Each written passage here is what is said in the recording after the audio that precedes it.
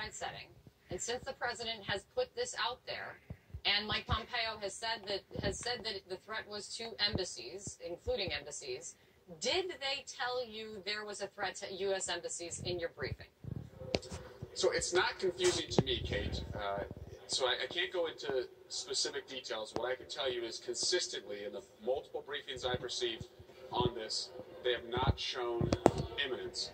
But they have also now consistently shown that the president, whether it's on Russia, Ukraine, or Iran, with this recent Wall Street Journal reporting, puts his interests above America's interests. And this Wall Street Journal reporting seems to be more consistent with who Donald Trump is, that over the holidays, GOP senators who would be crucial to him for the impeachment trial were urging him to take actions in Iran, and that's connected to what he did. That is starting to make more sense than this imminence justification. Since the president has talked about it, said there was a threat to U.S. embassies, and Mike Pompeo said just now Soleimani was plotting a broad, large-scale attack against American interests, and it includes attacks on U.S. embassies, period, full stop. That would mean that detail is declassified, right? So did they give, do you know that detail? I am not going to rely on the recklessness and the confusion of the president to, warrant how I talk about classified information. Do you dispute their characterization? Okay, let me do that. Let me actually play this for you then, because Mike Pompeo said that you all were told about what he's laid out here. Let me play that for you. We told them about the imminent threat, all of the intelligence that we've briefed, that you've heard today. I assure you, in an unclassified setting, we provide in the classified setting as well.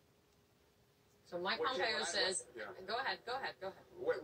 What you played earlier with Mike Pompeo saying, I can't say precisely when, I can't say precisely where, that aligns with the lack of evidence that I have seen consistently in every brief I've received in the last week. And I've been briefed multiple times from multiple briefers on this.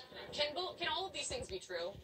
They did not lay out when, they did not lay out where, but they did lay out that the threat included to U.S. embassies? I'll just say that's not imminent then. The justification was that this was an imminent attack. Imminent means now, but that's what imminent means. And they have not justified that. But Mike Pompeo was asked specifically by Caitlin Collins, what is his definition of imminent? And he said that it is going to happen. And that is exactly what he said. Is that your definition of imminent?